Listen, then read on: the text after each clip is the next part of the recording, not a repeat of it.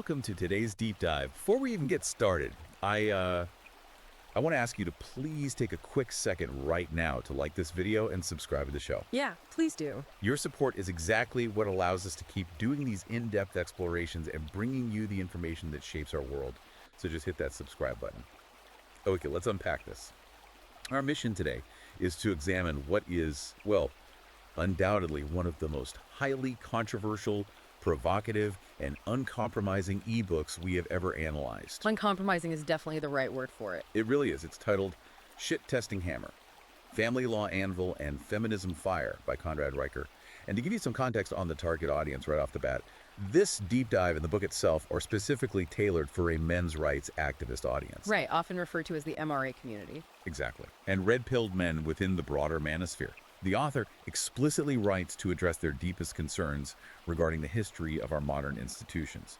He's looking specifically at how these structures operated before what he describes as their total capture by feminist and Marxist ideologies. Which is a very heavy premise to start with. It is. If you are looking for an unapologetic, ultra-long, and incredibly incisive systemic breakdown of modern society, this is the book.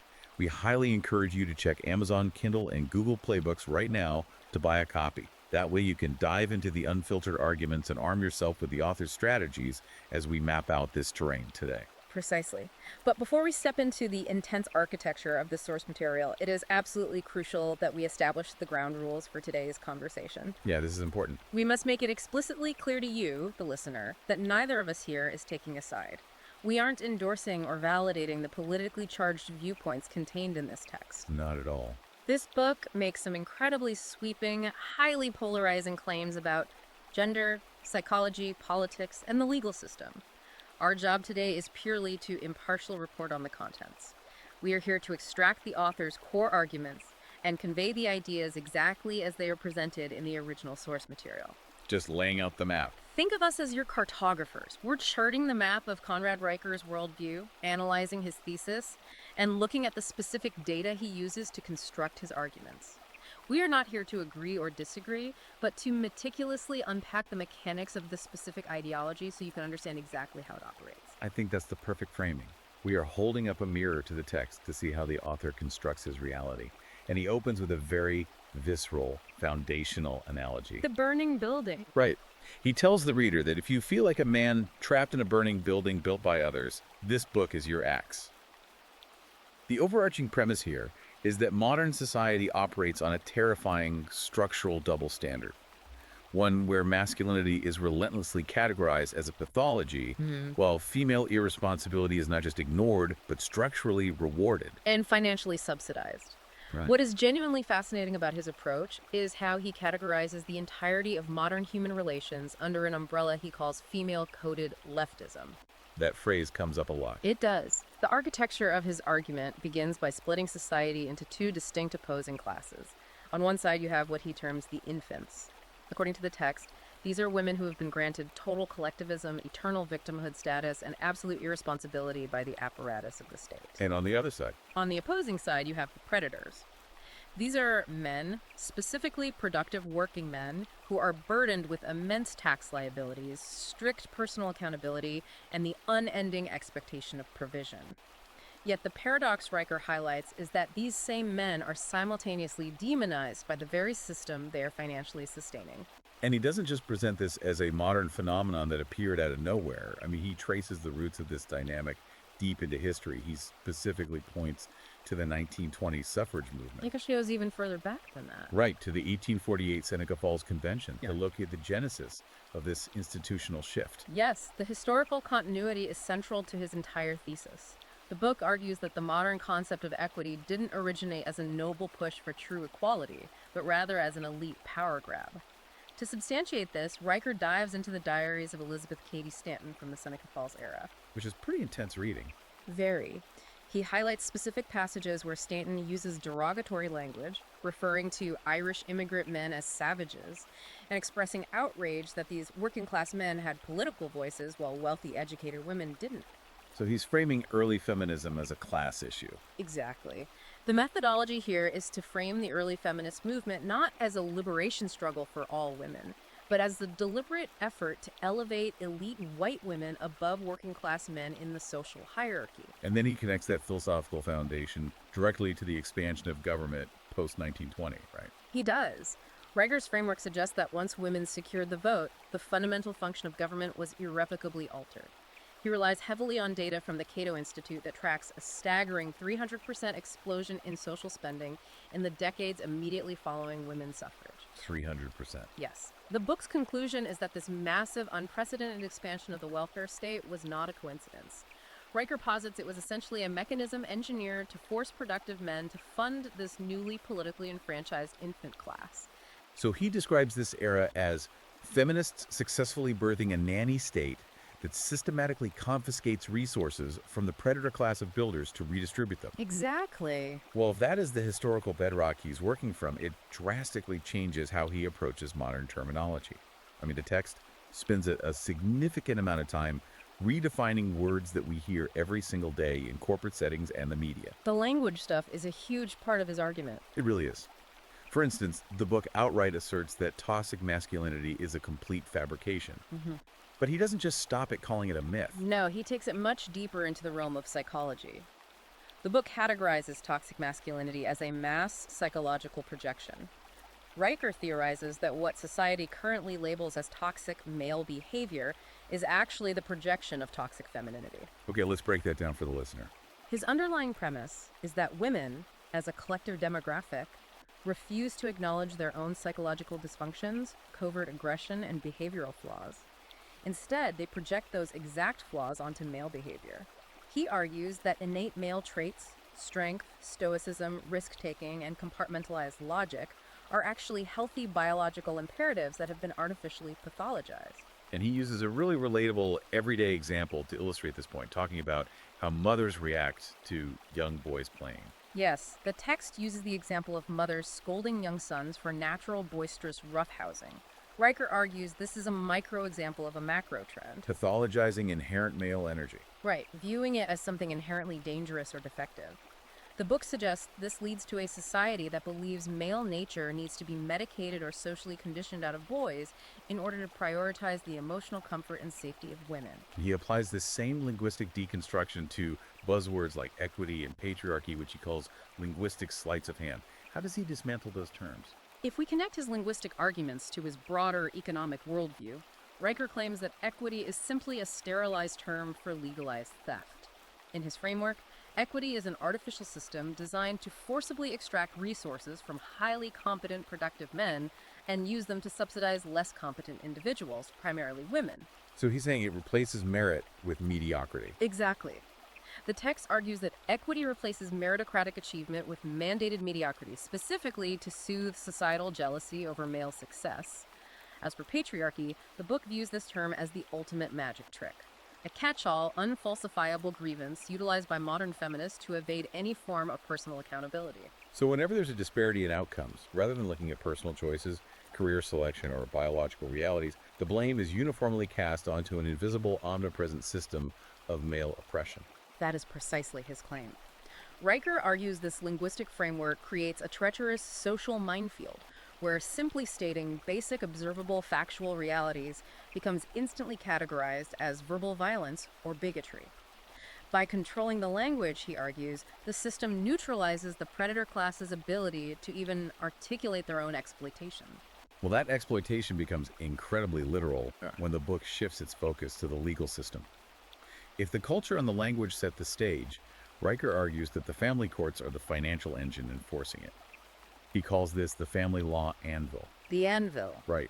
And he sets the stage here with some staggering statistics, claiming that women initiate roughly 70% of all divorces, yet they somehow end up receiving 97% of all alimony payments. The picture painted in this section is one of a catastrophic institutionalized wealth transfer. The book cites a jaw-dropping figure of $50 trillion in assets that have been transferred from men to women through the mechanism of divorce since 1965. 50 trillion. Yes. Riker's methodology completely rejects the idea that the family court system acts as an impartial arbiter of justice. Instead, he characterizes it as a velvet-gloved guillotine. The text argues that the entire judicial apparatus, from the judges on the bench to the court-appointed social workers and guardian ad litems, is thoroughly infected with ideological pseudoscience originating in university gender studies departments. And one of the specific ideologies he points to as the primary weapon in this court system is the Duluth model. We really need to unpack this because you might hear domestic violence response and assume it's entirely objective. But Riker calls the Duluth model feminism's Trojan horse. How exactly does this framework operate in his view? To understand Riker's intense critique, we have to look at what the Duluth model actually is. Originating in the 1980s, it's a highly influential framework used by law enforcement and social agencies to respond to domestic abuse. However, Riker argues that the core architecture of the Duluth model inherently and automatically presumes male guilt in any domestic dispute. It just assumes the man is the aggressor. Exactly. He claims the model is built on the ideological premise that all domestic violence is a patriarchal tool of control exercised exclusively by men over women. Because the framework approaches every situation with this inherent presumption, the text argues that the system practically and structurally incentivizes women to manufacture false allegations to gain an immediate, overwhelming upper hand in divorce and custody proceedings. It's what is often referred to in the manosphere as the silver bullet divorce strategy. He doesn't just make this claim in a vacuum either. He brings a lot of data to back up this assertion of weaponized false allegations. Let's look at the studies he cites. He points to a Rutgers Law Review study claiming that over 70% of domestic violence restraining orders contain provably false or highly exaggerated claims. Which is a massive number. It is. And he then pairs that with a 2021 Harvard study showing that mothers make false abuse allegations in an astonishing 83% of contested high-conflict divorces. This raises a vital question within Riker's analytical framework. If these statistics regarding false allegations are accurate, why does the judicial system allow the practice to persist without consequence? Riker's answer is deeply cynical. He argues that it persists because it is a highly lucrative industry. He points directly to legislation like the Violence Against Women Act. How does that tie in? The book argues that this act channels billions of dollars into funding thousands of female-only shelters and advocacy groups, while almost entirely ignoring male victims of domestic violence. Riker posits that this creates an $8 billion domestic violence industrial complex that literally requires a constant, unending supply of male perpetrators to justify its continued federal funding and employment numbers. That's a self-sustaining system. In his view, yes. The book claims this financial incentive turns restraining orders into mere divorce accessories, utilized strategically by legal counsel to instantaneously secure exclusive occupancy of the marital home, dictate child custody, and leverage massive financial settlements. To ground these abstract statistics in a human narrative, the book provides a very detailed, if incredibly infuriating, case study about a man named Steve. Steve is described as a hard-working San Diego engineer. According to the text, Steve is legally ordered to pay $8,000 every single month in various forms of support. $8,000. Every month. But the book focuses heavily on where that money physically goes. It's funding his ex-wife's lifestyle while she practically lives in her new boyfriend's beach house. Riker uses this story to coin a very crude but undeniably memorable term. He calls the system vagina vouchers. Yes, that highly provocative term is the absolute centerpiece of his argument regarding the economics of family law. The text defines vagina vouchers as the ultimate manifestation of state-subsidized mate rejection. The argument constructed here is that the government has essentially stepped in to operate as a surrogate husband and primary provider. Let's look at the mechanics of Steve's situation as Riker frames it. The state extracts the $8,000 from the man's labor under the literal threat of imprisonment. If Steve misses a payment, his wages are unilaterally garnished, his driver's license can be suspended, his passport revoked, and he can be jailed for contempt of court. The state uses its monopoly on violence to forcibly redistribute that wealth to the woman who divorced him. And Riker argues this fundamentally alters the social fabric. It changes the incentives of marriage entirely. Exactly. The book argues that this system mathematically incentivizes single motherhood and divorce as a highly viable, low-risk career choice. Riker cites figures stating that the average single mother can collect roughly $35,000 a year in various state benefits and tax credits, on top of extracted child support and alimony. While the father is just left paying the bill. Right. Meanwhile, the biological father who is funding this entire arrangement is often reduced by the courts to a mere visitor in his own children's lives. Perhaps seeing them 4 days a month while paying exorbitant fees for that exact privilege. And we have to talk about the human toll this takes on men, because Riker emphasizes this heavily.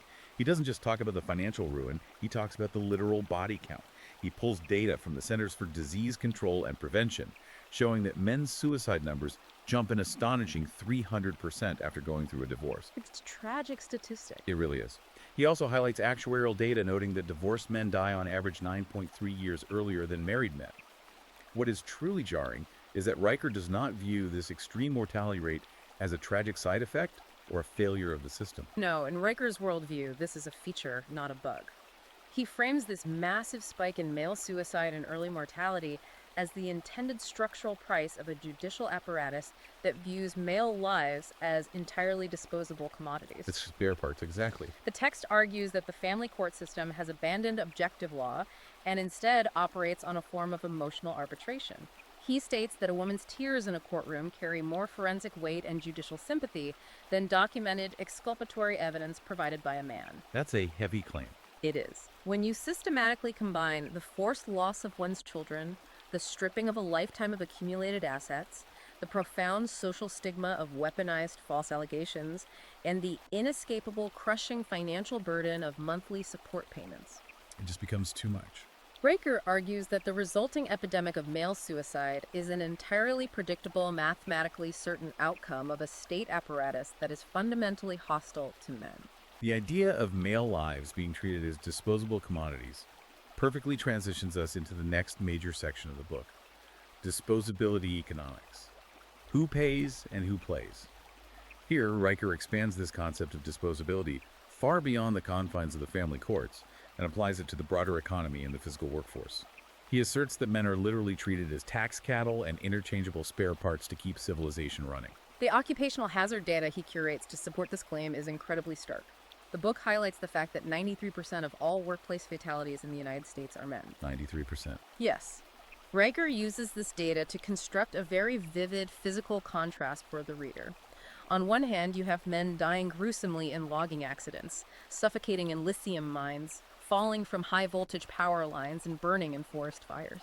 They are literally shedding blood, losing limbs, and giving their lives to build and maintain the physical infrastructure, the energy grid, and the logistical backbone of society. And on the other hand, He juxtaposes this with feminist academics sitting in safe, climate-controlled, socially insulated universities, writing heavily funded research papers about how the very masculinity that built their buildings is a toxic pathology. it's a striking image. Yep. He argues that male physical sacrifice is so deeply embedded and normalized in our culture that society doesn't even register these deaths as a gendered issue.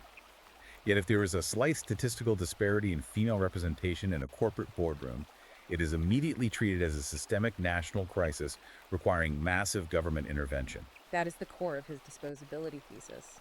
The system demands total male utility but offers zero reciprocal empathy.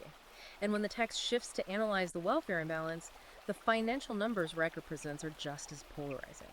He relies on specific IRS tax and spending data to illustrate a massive asymmetry in who funds the state versus who consumes its resources. Let's look closely at that IRS data he uses. He claims that single women consume $1.33 in government services for every single tax dollar they pay into the system. Conversely, he states that married men fund a staggering 78% of all net tax liabilities. The disparity he highlights is profound, and he layers it with consumer data to deepen the argument. He points out that women as a demographic control roughly 85% of all household consumer spending. They dictate the economy. Yet despite controlling the vast majority of private wealth allocation, they somehow simultaneously receive 92% of temporary assistance for needy families, or TANF, cash aid from the government. So if Riker is claiming that single women are operating at a massive systemic deficit, consuming more than they produce, how does he explain this historically? Does he view this as a failure of the welfare state or something more intentional? The book's conclusion is that modern feminism didn't actually liberate women into a state of equal self-sufficiency, which was the stated goal. Instead, Riker argues that feminism acted as a political mechanism to conscript male taxpayers into permanently subsidizing female leisure and irresponsibility. In his framework, women collectively demanded the protective privileges and financial security of traditional chivalry, but they wanted to combine it with the absolute personal freedoms and lack of accountability of modern independence. He uses the analogy of wanting to gorge on the cake while demanding it remain entirely intact. Precisely. He argues the government has usurped the role of the traditional husband. It extracts resources from the collective labor of all men and distributes those resources to women who have actively sexually and socially rejected those very same men. He calls this phenomenon the responsibility allergy.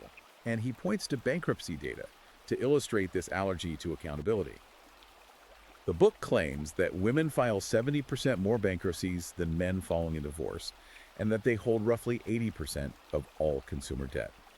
The way he interprets this bankruptcy data is crucial.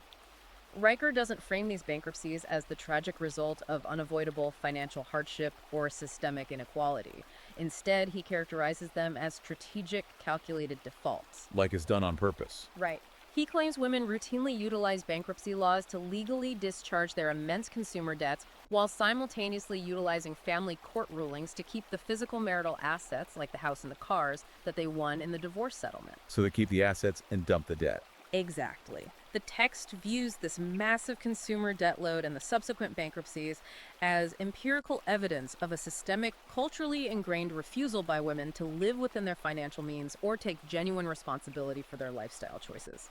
The underlying premise is that they act this way because they know the state's safety net, which is disproportionately funded by male labor, will always be there to catch them. If the family courts are the financial engine and the welfare state is the macroeconomic enforcer, Riker argues that the psychological engine, the way this is actually enforced in everyday life, comes down to how people interact socially. This brings us to a fascinating and deeply controversial section of the book focusing on psychology. Here, Riker dives into the specific behavioral tactics he claims women use to enforce compliance. He introduces a concept he calls GSR warfare: gossip, shame, rally. The GSR concept is absolutely pivotal to understanding Riker's view of female social dynamics and how institutional capture actually happens on a granular level. The text argues that women have evolved highly specific, incredibly effective psychological weapons designed for mate suppression, reputation destruction, and social control. To back this up, he cites evolutionary psychology research suggesting that women spend 67% more time than men discussing social violations, relationship dynamics, and norm breaking within their peer groups. But the truly wild part of this argument is the biological mechanism he attaches to it. He claims that engaging in this intense gossip and reputation destruction activates the exact same dopamine reward pathways in the female brain as a hit of cocaine. That is the biological anchor of his theory.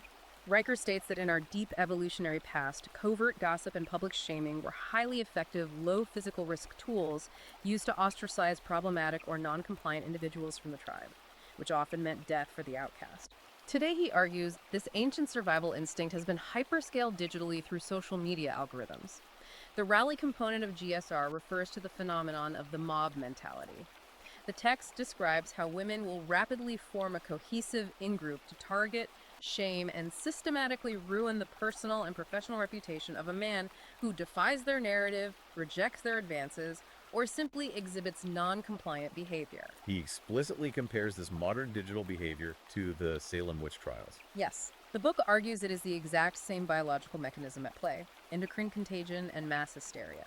The only difference is that instead of pointing fingers in a Puritan village square, it has been updated with viral hashtags, coordinated HR complaints, and digital cancellation campaigns. Riker argues this isn't a pursuit of justice, but a biologically addictive dopamine loop disguised as moral righteousness. And he links this emotional volatility directly to mental illness. This is where the text gets incredibly provocative. He pulls more CDC data, this time showing that women swallow antidepressants and anti-anxiety medications at triple the rate of men. He also highlights psychiatric data, noting that 75% of all borderline personality disorder, or BPD, diagnoses are given to women. Walk us through how he connects these clinical statistics to the broader political landscape. Riker makes a very aggressive analytical leap here. He argues that this widespread emotional dysregulation, which is so prevalent in the clinical data he cites, is actually the defining driving characteristic of modern leftist politics. In Riker's framework, the political left essentially operates on a BPD spectrum. That's a huge claim. It is. The book posits that within this worldview, intense emotional reactions completely override objective logical reasoning. He argues that what mainstream society views as grassroots social justice movements or civil rights campaigns are often, in reality, just mass mob behaviors driven by the unmanaged, medicated neuroses of the female demographic. He uses a very striking phrase to describe academic and political activists. He calls them emotionally incontinent toddlers with PhDs. It's a deliberately insulting term used to illustrate his point. He argues these activists demand that the entirety of society medicate itself, censor its language, and restructure its laws to accommodate their personal emotional delusions and anxieties, rather than them doing the hard psychological work of adjusting themselves to objective reality. We have to touch on his stance on reproductive warfare, because he applies this same psychological critique to the topic of abortion. He claims there are 73 million babies aborted globally every single year, but he completely rejects the mainstream framing of this as a woman's healthcare issue or a matter of bodily autonomy. The architecture of his argument here completely reframes the issue. Riker characterizes abortion on this scale as industrialized mate-suppression and literal civilizational suicide. The text argues that the feminist framing of abortion as empowerment is a massive cultural smokescreen. He claims it hides a deep pathological rejection of biological duty and the fundamental purpose of the species.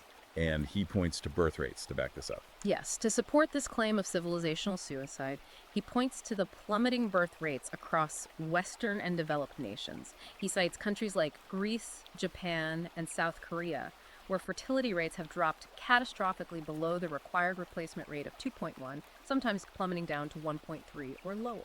To put that 73 million annual figure into perspective, Riker literally compares it to wiping the entire population of a country the size of Germany off the map every single year. Exactly. The book argues that women have been convinced by feminist ideology to trade the profound biological fulfillment of motherhood and family building for the soul-crushing disposable drudgery of climbing the middle management corporate ladder, interspersed with meaningless dopamine hits from dating apps. He's not pulling any punches. No, he isn't. Riker claims this is not liberation. He calls it a narcissistic barbarism that is mathematically ensuring the demographic and economic collapse of Western civilization within a few generations. Furthermore, he points out the extreme legal and cognitive dissonance of the current system. Women demand that the state force men to pay child support if a baby is born, but they maintain the absolute unilateral right to terminate the pregnancy without the father's consent or knowledge. He frames this as an indefensible system where men have absolutely zero reproductive rights, but carry 100% of the financial liability. Let's follow that comment about the corporate ladder straight into how these dynamics play out in the workplace. This brings us to his analysis of institutional capture. How did these ideas so thoroughly take over corporate HR, the media, and academia?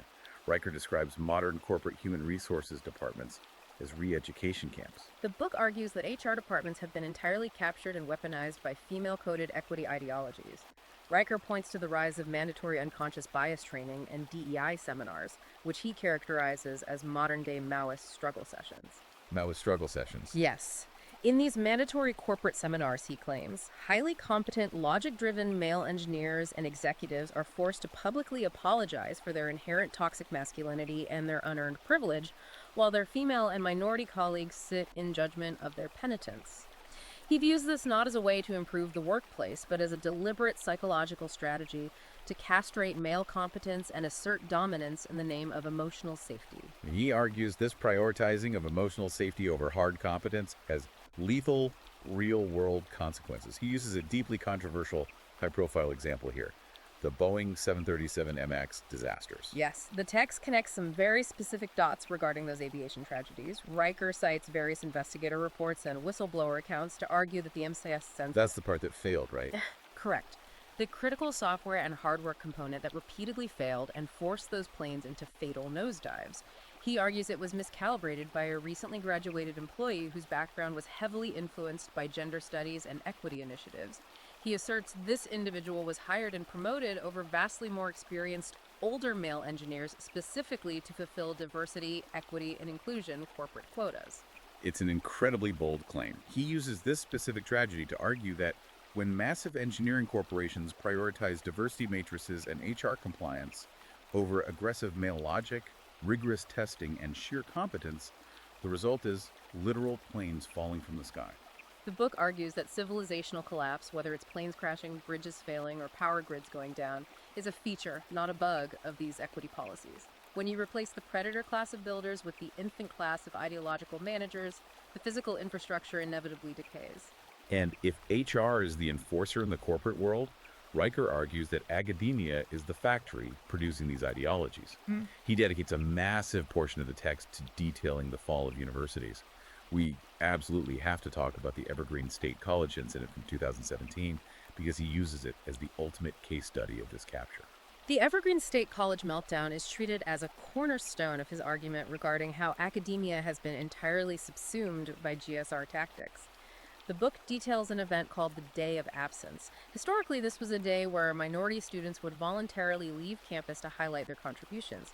However, Riker details how the modern activist iteration demanded that all white students and faculty physically vacate the campus. Just abandon the school for the day. Exactly.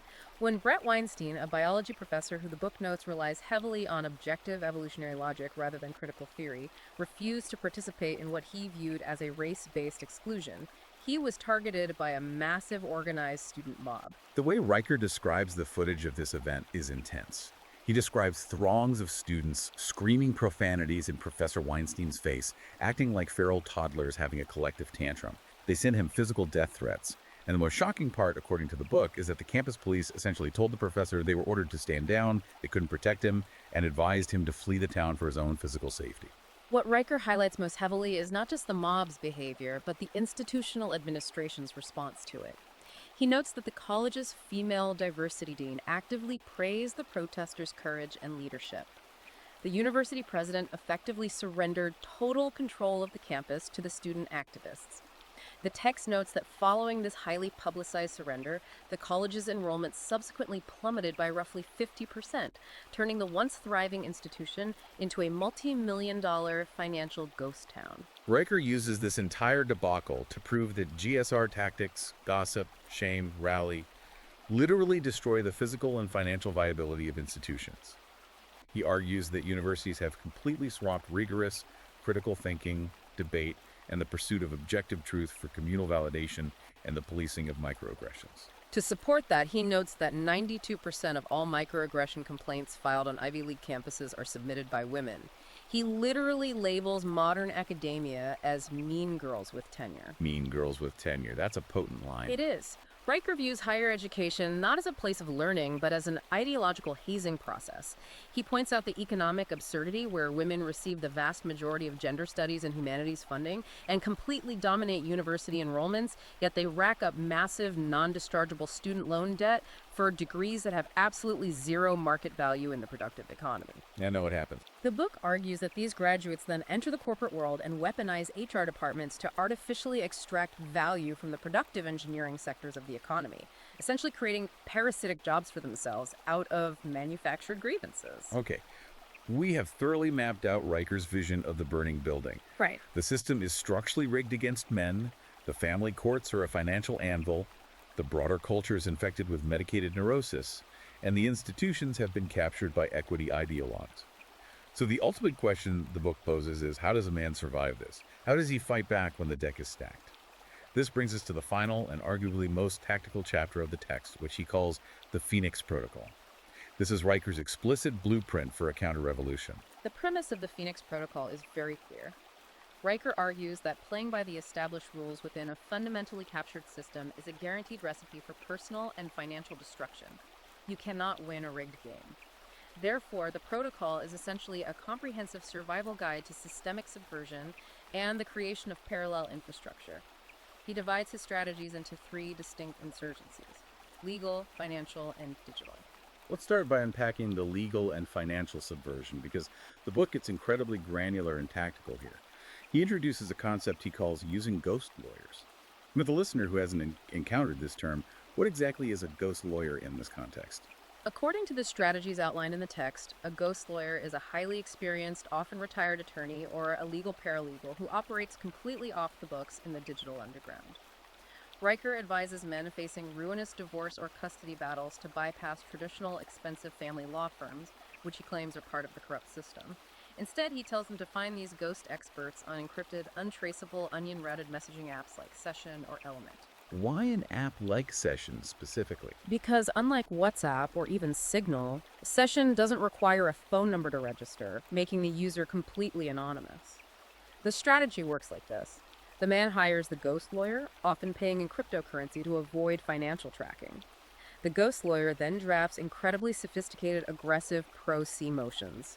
A pro-se motion is a legal document you file with the court representing yourself without an attorney of record. The ghost lawyer might charge a flat rate of $100 an hour to draft documents that a traditional firm would charge a $10,000 retainer for. So there is no bar number attached to the paperwork, no paper trail connecting the man to the lawyer, and no exorbitant fees draining his war chest. Exactly. Riker cites numerous examples from underground men's forums where individuals have successfully overturned crushing alimony judgments or fought off false restraining orders using incredibly complex pleadings drafted by these invisible John Doe experts. The philosophical argument here is that when the justice system becomes structurally illegal in its bias against men, men have a moral imperative to go underground to secure actual affordable legal defense. The book also details tactics for bypassing court restrictions on DNA testing, which is wild. He outlines a scenario where a judge refuses to grant a man a paternity test, perhaps because the state wants to maintain the child support payments regardless of biological reality. Riker says a man shouldn't accept that ruling. He suggests the man just swab the child's cheek while on a weekend visit at the zoo using a commercial over-the-counter 23andMe kit. Yes, the protocol advocates for aggressive, proactive evidence gathering, completely outside the permission structure of the court. Now, while a commercial DNA test from a company like 23andMe might not be immediately admissible as official chain of custody court evidence, Riker argues that pairing it with a notarized record creates an undeniable leverage point. Force their hand. Right. If a man secretly discovers he is not the biological father of the child he is paying for, Riker advises using that definitive proof to aggressively and publicly, if necessary, dismantle the birth records and child support claims, rather than waiting years for a biased judge to grant permission to seek the objective truth. Furthermore, he advises men to utilize hidden encrypted recording apps, like TruthLocker, to document every single interaction, phone call, and physical handoff with an ex-partner. He views this as absolute mandatory protocol to defend against the statistically probable false allegations of abuse. And what about wealth protection? Because we spent a lot of time discussing that $50 trillion asset transfer, the book's motto seems to be, starve the beast. The financial advice within the Phoenix Protocol is rooted in aggressive, preemptive asset shielding. Riker explicitly tells his readers to move their liquid assets far out of the jurisdictional reach of Western family courts before any hint of marital discord even arises. He specifically recommends setting up offshore entities, like foundations in Panama or creating LLCs in the jurisdiction of Nevis. How does that practically work to protect a man's wealth? The text cites offshore wealth bulletins arguing that these specific jurisdictions are virtually untouchable by United States family court judges. For example, a Nevis LLC does not recognize foreign court judgments. If an ex-wife's lawyer wants to pierce a Nevis LLC to get to the man's assets, they have to hire local counsel in Nevis and post a massive financial bond just to bring the suit. Which makes it economically unviable for the vast majority of divorce cases. Exactly. Riker's philosophy here is brutally simple. The feminist state and the family court machinery rely entirely on extracting your accumulated wealth to fund their operations. By legally offshoring and obscuring your assets, you starve the machinery of the resources it needs to crush you. You make yourself a financially unattractive target for the silver bullet divorce strategy. That brings us to the third pillar, the digital insurgency. Riker asserts that men need to completely and permanently abandon mainstream tech platforms because their algorithms are inherently rigged to silence male logic. He uses the term gynocratic guillotines to describe mainstream social media algorithms. The text argues that platforms like YouTube, Twitter before the acquisition, and Facebook are engineered to systematically behead dissenting logic and shadow ban objective biological realities. He points to high-profile figures like Dr. Jordan Peterson, who face massive demonetization efforts simply for citing peer-reviewed biological studies. Or the Center for Male Psychology. Right, which faced bans and algorithmic suppression for posting mathematically accurate male suicide statistics. Riker's solution is an absolute uncompromising migration to alternative decentralized media ecosystems. He specifically names platforms like Rumble for video, Substack for written content, and using the Brave browser to bypass tracking. He argues this isn't just about free speech, it's about building a parallel economy, The book backs this up with compelling financial data. Riker notes that independent journalists operating on uncensored platforms like Substack are now vastly out-earning the entire opinion staffs of legacy institutional papers like the Washington Post or the New York Times. He cites the example of Michael Schellenberger, an independent journalist who quadrupled his income by leaving traditional structures and breaking massive stories, like the Twitter files, directly to his subscribed readers. And the Brave browser pays out in crypto, too. It does. Riker points out that the Brave browser utilizes a cryptocurrency token system that pays independent creators significantly higher rates than the restrictive YouTube AdSense model. The overarching strategy the book is pushing is to build an impenetrable parallel media economy, a space where truth cannot be censored by corporate equity committees, and where men can freely share evidence of institutional malfeasance, such as leaking internal emails that expose how domestic violence statistics are artificially inflated to secure federal funding. So after laying out this massive systemic critique and providing these underground survival tactics, what is the ultimate end game for Riker? He's not just talking about surviving in the shadows. He wants to fundamentally rebuild. The ultimate long-term goal of the Phoenix Protocol is a hard societal reset, a return to constitutional originalism and the uncompromising acknowledgement of biological reality. Riker calls for a coordinated, massive political push for constitutional amendments at the state level that legally enforce absolute equal shared 50-50 parenting rights and strictly criminalize the denial of visitation by mothers. That's the political side of it. Right. But more deeply than political action, he is urging men to mentally arm themselves. He advocates for a return to classical education, mastering the trivium, grammar, logic, and rhetoric, and deeply studying human history and evolutionary biology. He believes that by categorically rejecting emotional terrorism, refusing to apologize for their innate masculinity, and meticulously building parallel structures of law, finance, and media, the predator class of builders can ultimately reclaim the civilization they constructed from the ideological hive mind. It is an incredibly dense, intense, and frankly uncompromising vision of the world. He leaves absolutely no middle ground. And that brings us to the end of our deep dives mapping out this source material. To wrap this up, I want to leave you, the listener, with a profound overarching question that builds directly upon the foundational premise of Riker's entire thesis.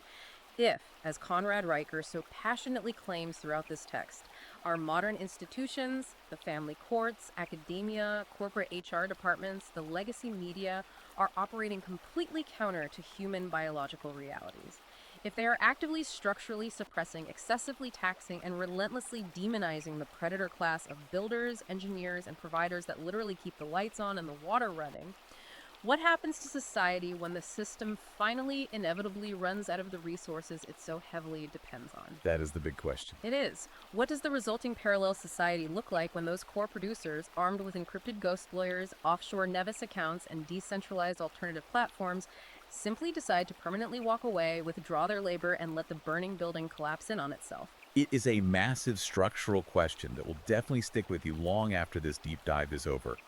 And it perfectly encapsulates the core of the author's warning. If this exploration of the text resonated with you and you want to arm your mind with the author's complete unvarnished strategies and see the extensive data he compiles for yourself, you absolutely must check Amazon Kindle and Google Playbooks right now to buy a copy of Shit Testing Hammer, Family Law Anvil, and Feminism Fire. And if you want to follow his ongoing analysis of these institutions, make sure to follow the author directly at Conrad Riker on Substack for his uncensored, real-time commentary. Thank you so much for joining us on this exhaustive journey through a truly explosive and complex piece of literature. Please do us a final favor and remember to like this video and subscribe to the show so you never miss a deep dive into the uncompromising information that shapes our world. We'll see you next time.